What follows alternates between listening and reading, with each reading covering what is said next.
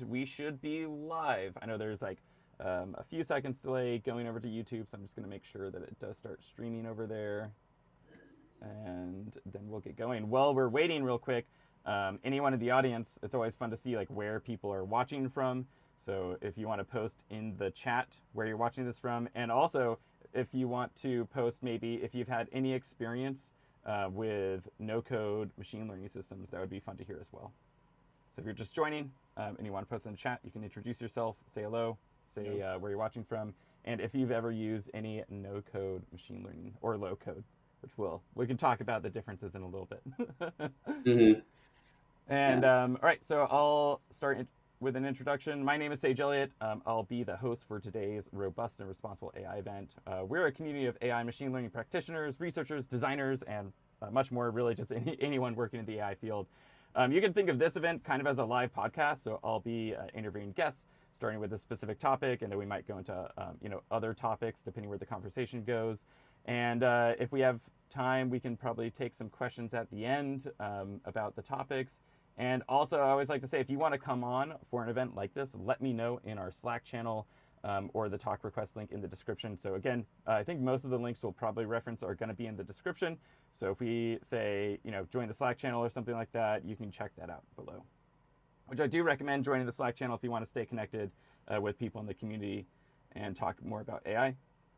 So today we have our guest, Michael, who's with us to talk about no code or low-code machine learning, and if it's the future of machine learning.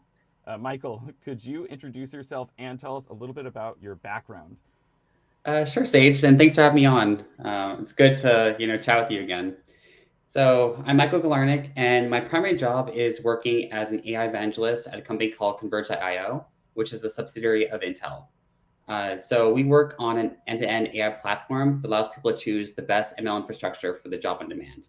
So basically, we're cloud neutral, hardware neutral, and really the point is about getting models into production and increasing value. So there's a lot of other things I do and have done. Like I've taught at Stanford Continuing Studies for a couple of years now. I've taught a machine learning class there. I've taught at UC San Diego Extension School, same sort of thing. My passion is really just blogging and content creation. So a lot of that is writing content. Sometimes it's consulting content for making content. And I also create some courses on LinkedIn Learning.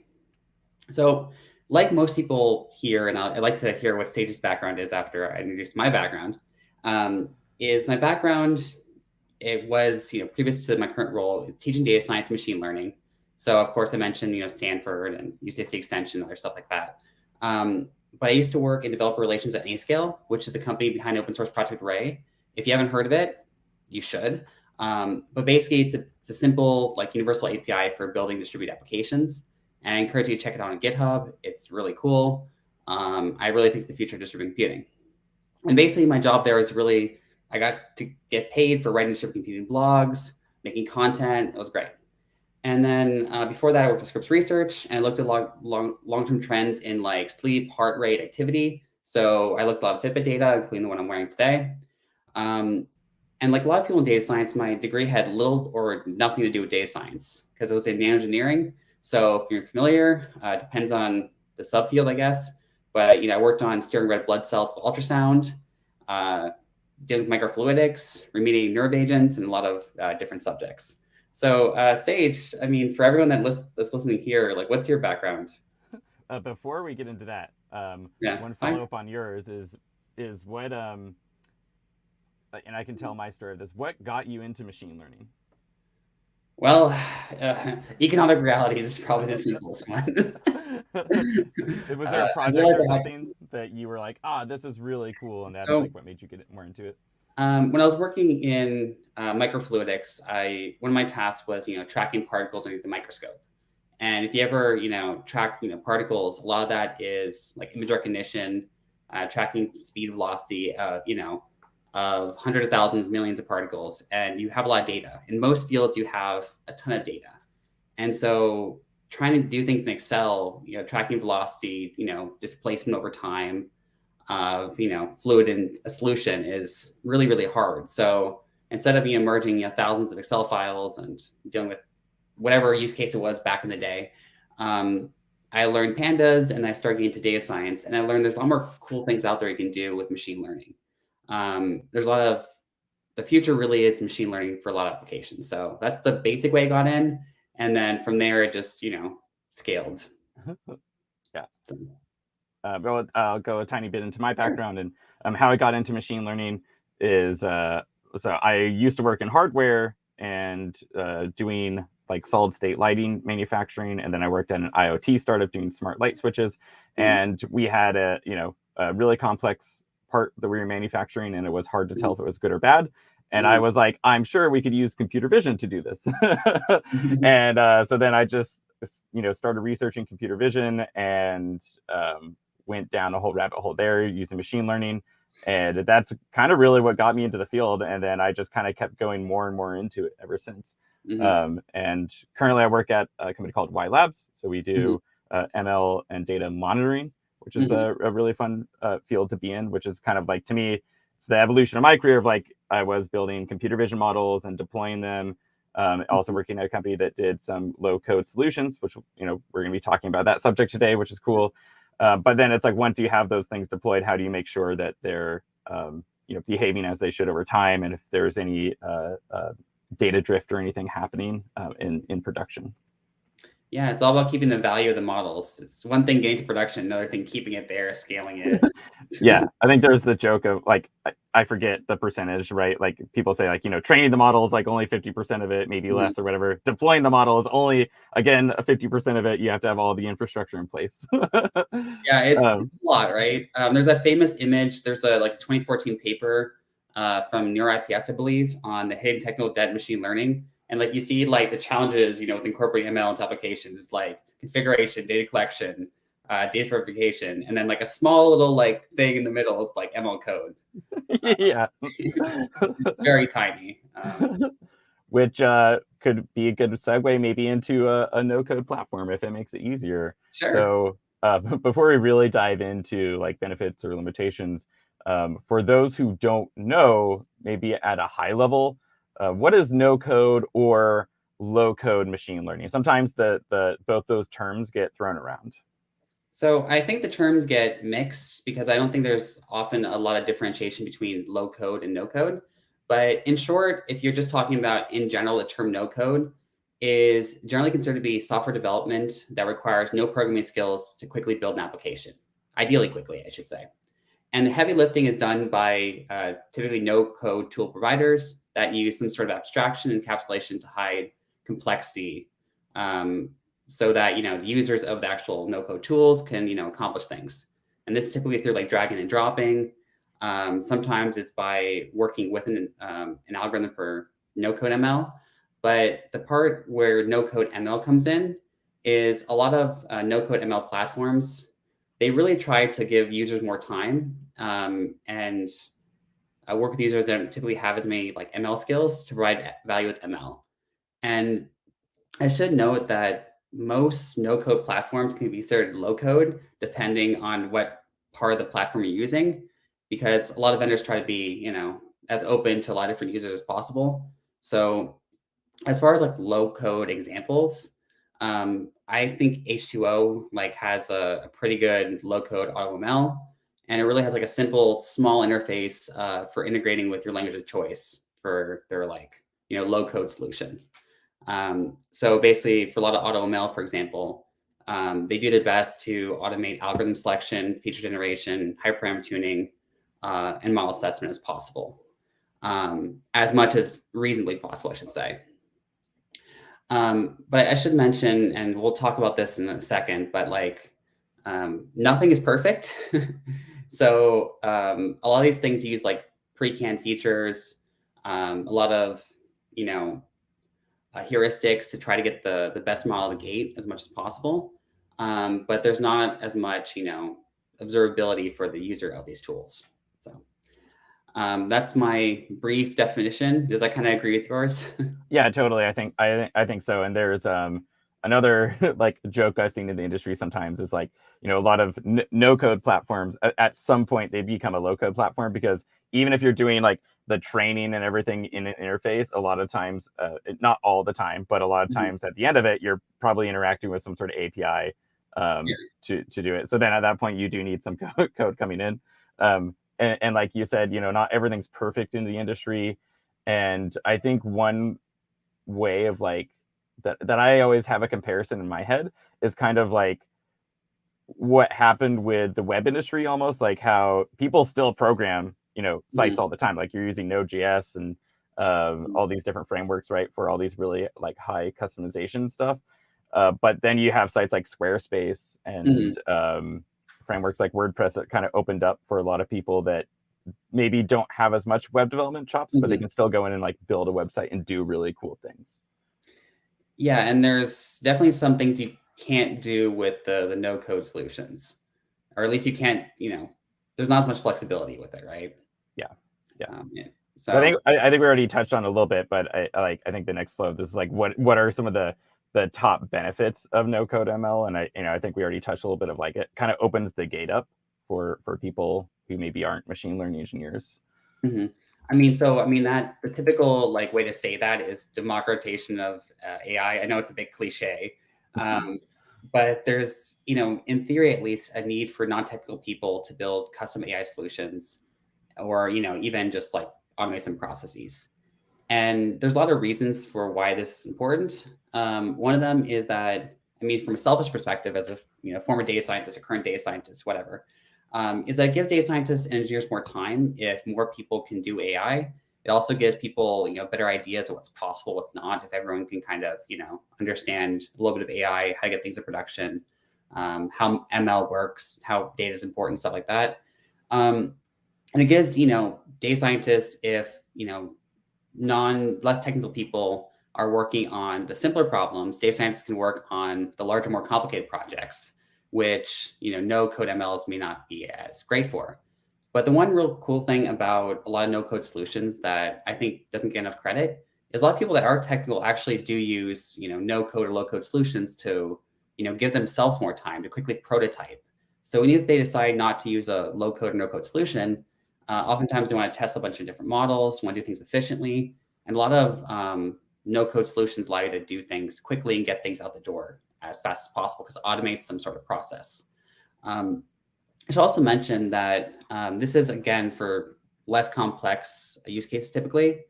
So you can't typically use the most cutting edge ML models with low code, no code solutions because they're just less flexible, and they typically have solutions for the most common sort of problems, right? And really quick before I get the stage back to you for a second, I should mention that there's a traditional like ML development steps, and there's kind of the low code AI development steps. So in both scenarios, you define a task, you collect data, but from there it really starts becoming different. Where in traditional ML you do model exploration, refinement. In no code, you typically do a lot of drag and dropping. You model training. Sometimes these no code solutions pick a bunch of different models for you and evaluate some sort of results and export the model. Whereas in traditional machine learning, you do a lot of stuff yourself. You define your own metrics, you deploy, integrate, and then monitor. In no code, a lot of stuff is kind of where it differs. That's kind of my general thesis on that. How about you? What do you think about some benefits of no code?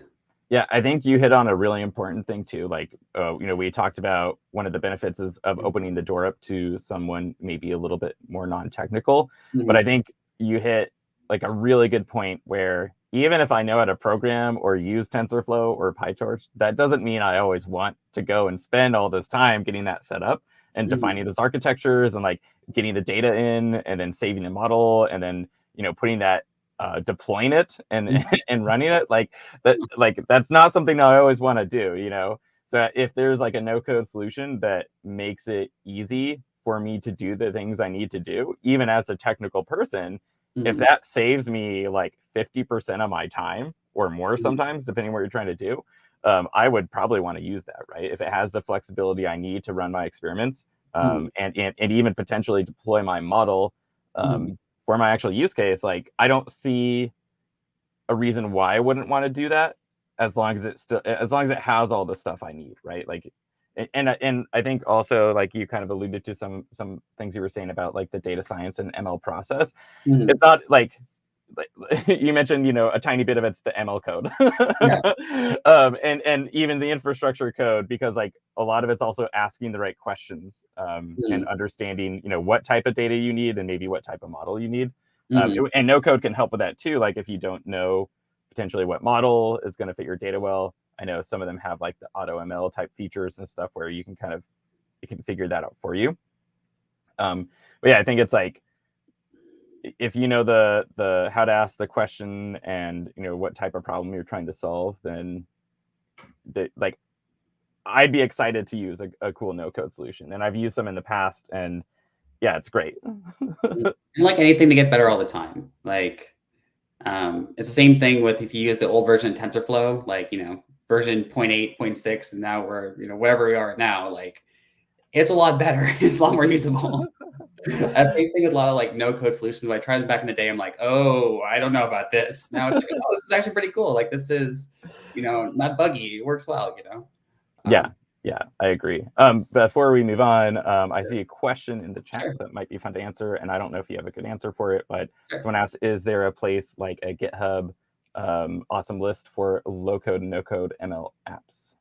So the one problem with, being this field is I don't have like a complete aggregated list at the moment for low or no code apps. I probably will just send you an answer. I'll just post in this comment section of the YouTube video after this is posted of, some things I find like, pretty cool. If you've had a good list too, feel free to share and I'm happy to post as well, or you can post. Do you have any great lists around? I don't either, but I was going to Mhm. say that could be a great topic for a blog post. Yeah, I'm down to do that. I'm down to blog. Always down to blog.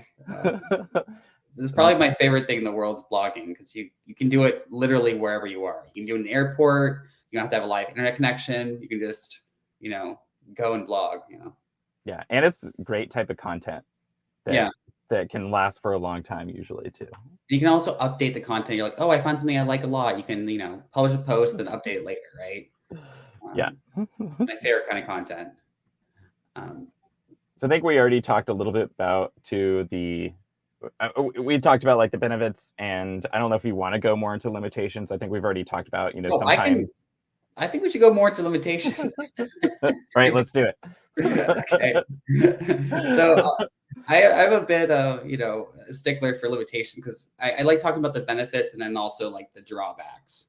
So it goes without saying, this goes with any cloud provider, this goes with any sort of software you have, is people try to avoid some sort of vendor lock-in. So vendor lock-in, for people that know, is just basically a customer signs up for a service or a product, especially if this happens to be a low code, ML solution that's paid. It's really hard to switch sometimes because a lot of the skills you learn in, with one vendor may not transfer to another tool. Um, that's really important because oftentimes a lot of, solutions have, some different assumptions between solutions. So like how someone would pre-process data or how a certain tool might deal with missing values by default, how things are deployed, what they monitor for, what kind of data is acceptable. Like these sort of things like matter a lot. If you're not like skilled in ML, you may not actually like account for this, right? Sorry, that's my rant of the century, but I have a lot more here. um, and I should also mention that for low code, and this is also in no code, um, there's a lot of, at least back traditionally, there were a lot of like black box models. So there's like a lack of visibility in some no code solutions.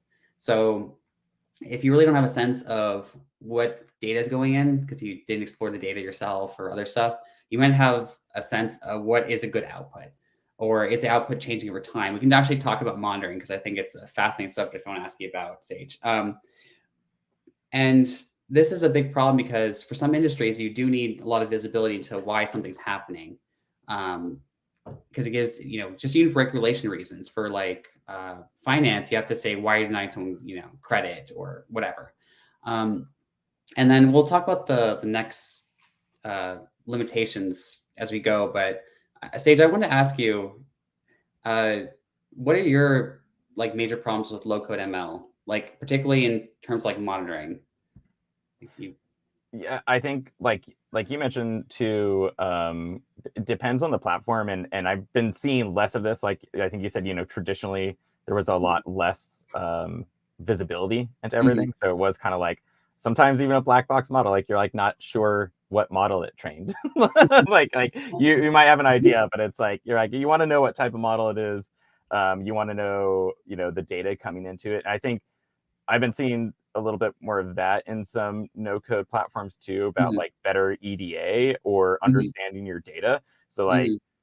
and you mentioned like monitoring. I kind of think of data monitoring, can start well before the training process, like most people do in EDA, but you kind of want to make sure like you don't have those outliers or problematic data and that the quality is good before you even train a model. So Yeah. if there isn't a way to like easily ingest data or like I'm excited about the platforms that have really like intuitive cool ways of exploring your data Mhm. before you train a model. So like if you load up a whole bunch of images and you're going to train a classification model or something like that, and you have these outliers in your evaluation data set or something like that, Mhm. or looking at how things change at all the different points in the pipeline. Mhm. I think that's really interesting. Yeah, it's really important. There's definitely a lot of work that still needs to be done, but it's definitely gotten better in terms of EDA, seeing the outputs, understanding the outputs a little bit more. One thing I noticed a little bit more, as you kind of touched on, is some of these like no code or low code solutions. Um, it used to be like you have no visibility what's happening. Now, at least for a lot of solutions, there's explainability where they say like, here's the model we trained, here's why it worked best, here's what metric we used, here's the parameters, like here's what features we found important to at least try to give some um, like visibility into what actually happened. And there's also some platforms now that show the code of what they did to the data, what they did for training, et cetera, to try to give people some visibility. Yeah, I think Um, that's super super important. I think going forward, in my opinion. oh yeah, it's about bridging the gap, right? You can have a no code solution that's on prototype something and or even push to production, and then have a disconnect between the people that if they're like, oh, this is a great proof of concept, but we actually want to put in production and connect it to something else, and our no code solution does allow us to do that. Well, you want to have a way to easily go from one to the other, and vice versa. Yeah, Oh, and I think we have some questions. yeah. I was gonna say there's a interest. Someone has an interesting question. Is how do you think about assuring there are guardrails that prevent less knowledgeable users using no-code tools to do ridiculous things? And they said not that knowing how to code prevents that either. Oh, I think we have a societal issue here. But uh, my opinion here, and I'll let you get to your opinion, is there should be some sort of training with these sort of solutions. Like there should be some data literacy. A lot of people have talked about like having basic data training to get people to kind of understand, basics of data, make sure that people, even for one thing, understand privacy of data, so that there's good things go into a model, so that good things come out. That's a one really important thing. And the second thing is, a lot of this is incentivizing people that are less knowledgeable to become a little bit more knowledgeable, through incentive structures and corporations, um, so that people can better work together. Because a lot of, uh, MLOps is more team based than I would argue a lot of DevOps, because you have people from all sorts of fields working together. So that's just my opinion on this, and it can be completely wrong, and you'll be tuning out from it. But that's my general thoughts on this.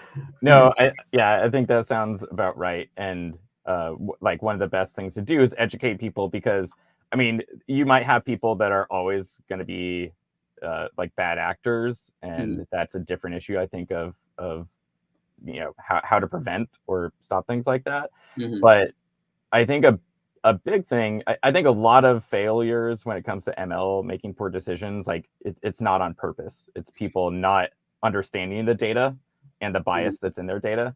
And I think you're right. Like having a lot of education built into a system would be mhm, really cool. So if someone's coming in and they've never trained a model before, as they're exploring the data set or something inside the platform, if it has stuff to call out, like what to look for and how to make sure your data isn't biased. I think that would be super important. And I think someone else mentioned that in the comments. They said that they have the same concern, and it's important to understand EDA, which is exploratory data analysis for people who might not be familiar with the term, and then the data distributions and correlations. And that could also be part of monitoring once a model is deployed or in the various stages to make sure that your model isn't biased in the future, right? So like you could deploy a model and hopefully you would already know a lot about your data and expect it not to be biased, right? But like there we have a saying that I've heard before that is bad things happen to good models. Like you can deploy a model and it's great, and then the real world changes over time and it doesn't know how to cope with that, and then it's going to be making bad predictions or potentially biased predictions. So it's important to like monitor over time once it's deployed, I think. Yeah, and I'll be sharing a couple of resources of like some really bad screw ups during the beginning of COVID for models, because the assumptions of the models changed. The world completely just changed all of a sudden. People making different algorithms for financial markets, for plane bookings, just like the data changed, right? And you have to have ways to monitor things that change quickly and have quick logging and quick notifications and alerts. Because otherwise you can lose a lot of money, time, you can do some horrible things and cause collapses. Yeah. I think, COVID was such a good example of a lot of our systems just not being ready for a big change like that. That's a really important reason you need to monitor. Really important. And there's obviously there's silent errors too, or silent mistakes too. The data changes and in some way you don't understand, or like the data columns change, or the way data is entered, or there might be some like future data put into current data in the future, and just like weird stuff, which I should not even go into. But so before we move on, because we're getting a little close to our 30 minutes, so do you think the future of machine learning is no code, low code? So like anything, I think we try to be one thing or another. I think it really depends on use cases. So for assisting with data labeling, and I see you were at Plainsight before, that it's really useful. Assuming you assume, Plainsight, the data labeling is no code or low code, it's very useful to like assist humans. There's a lot of things that you absolutely do need some low code, no code solutions to help, speed up processes, right? And then there's, murky areas where you can do, basic models, but for the really cutting edge things, I think there'll still be a need for, traditional machine learning workflows, because a lot of no code or low code solutions aren't really built for the corner or edge cases or the cutting edge necessarily, because not a lot of people are doing that at the moment. How about you? What do you think? I think it's going to be a mix. And I think I brought up this analogy before, but I could see it being a little bit of like the web, right? Where there's tools where a lot of people might be using a no-code solution to build these models, even if they're not deploying it, but maybe they're training models and running experiments before that. But I think there'll also be a lot of people, programming custom solutions and, building out custom infrastructure within their companies to do all the things they need to do. So like you mentioned data labeling, having auto label stuff like built into your pipeline to help your data. And we've seen there are tools that can help you do that now too, even on the no code side. But I think there'll always be some room for custom stuff within companies. Yeah, of So course. I think it'll be a mix. Yeah, and even like if your entire process isn't, no code, low code, there might be some parts that are, no code. Yeah, for data labeling, it might be you have a no code solution for monitoring. You could have, a no code solution for, just training itself. It depends on use case. So, I think it'll be a hybrid in the future. Yeah, and there could totally be a mix in your infrastructure. Like you could be using a no-code tool for part of it, and then you go in and your deployments aren't a no-code or something, right? Like there's a lot of I think it's another cool layer to the tool set that we can use in the industry. Yeah. Awesome. All right, and then before we're kind of wrap up, I had one other question. Is you've done so much to teach people machine learning and data science through all of your awesome things that you talked about, like Stanford continuing education, LinkedIn Learning. I know you've done a lot of blog posts. What is your advice for someone looking to also get started creating content to teach others in a similar way? I think the biggest thing is get started. I mean, you don't have to do anything complicated when you first start. Like the stuff I originally started writing about was like like installing Anaconda or like, getting started with AWS, like EC2, like nothing really that complicated. You can start small and you can always publish something and, update if you're doing like blog content. You can always make YouTube videos and, your initial ones may not be as popular as your, ones that you do over time. You get better over time. It's like anything, right? 10,000 hours of practice or so. It's really important. And then once you have something, you get started with, you do more complicated things. I think we always try to start off, with the most amazing content and, work away from there, but it doesn't always happen like that. And you mentioned blogging, I think, being your favorite type of content. By far. Like I'm trying to get away from the live teaching stuff to get more just into content, because it's what I like to do more, I'd say, because I can write literally whenever. I can wake up in the morning, write a little bit, go get lunch, come back for 15 minutes. I can be waiting in the airport or even on a plane and be writing. No one can ever take it away from me. Whereas teaching, I need an audience typically. I need to have, I need to do the other stuff with, teaching, with the video editing, answering, emails for things that aren't always related to teaching. So just my opinion, my desires. Totally. Yeah. Everyone has different things they like. Like some people love doing live streams. Some people like recording videos. They're all really cool. And yeah, just to add on, to doing content, like you're saying, you don't have to start doing something super advanced, and there's almost always someone who knows less than you, or they don't know about the specific topic, and sometimes being new to it can be really helpful because you can write from that perspective. Because some things that people think are inherently obvious are really not. And that's a really good perspective to come from. And you also learn by writing and teaching and all that sort of stuff. I know I wouldn't have gotten the jobs I've gotten without having an online presence, having written blogs or made YouTube videos, which were pretty terrible back in the day. I can share some bad videos of me doing content, but it's really a great way to get your foot in the door in a lot of places. And if you really want, you can go all in and become a developer advocate or whatever later on. But which is in my opinion, a pretty fun role to be into, and I think you might share the same sentiment towards it. Yeah, I mean that's what we're doing right now. So I know I think slightly over our 30 minutes, but I totally want to hand it over to you and tell us about anything you're working on. I know you've been doing things like events, obviously content. Do you have anything you want to shout out specifically, or let people know where to find things? So I've been doing a lot of different things. Lately, of course, writing a blog. You can find it on Medium.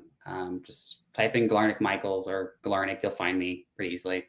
And I typically write about basic things, train test split, and excruciating, lots of detail, PCA, box plots, whatever.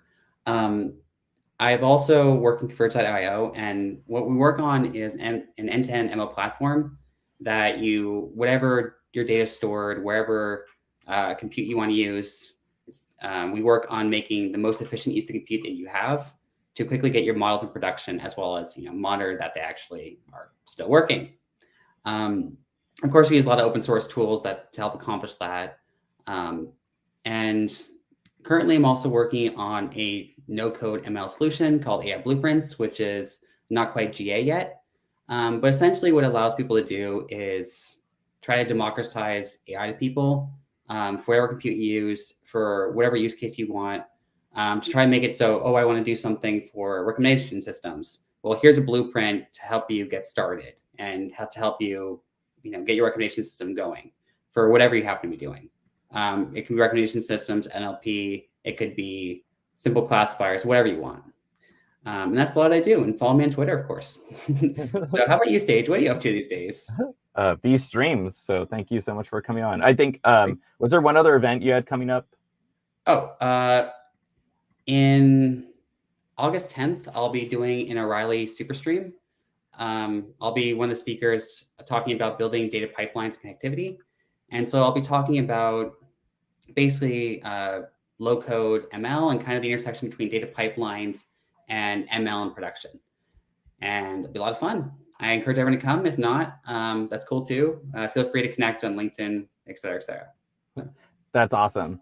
Yeah. I'm excited to go see that because I know I'm an O'Reilly subscriber, so I think I even got the email saying I should go check out the super stream, but I didn't know you were in it originally. Yeah, I have to be at all these events these days. That's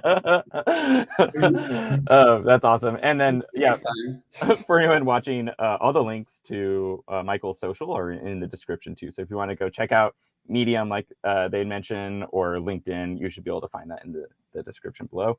But with that, I think we're going to wrap up the stream. And thank you so much again, Michael, for coming on. It was awesome to talk about everything from no code and low code ML to creating content. And thank you again. Okay, have a good one, Sage. I'm going to end the broadcast for anyone watching.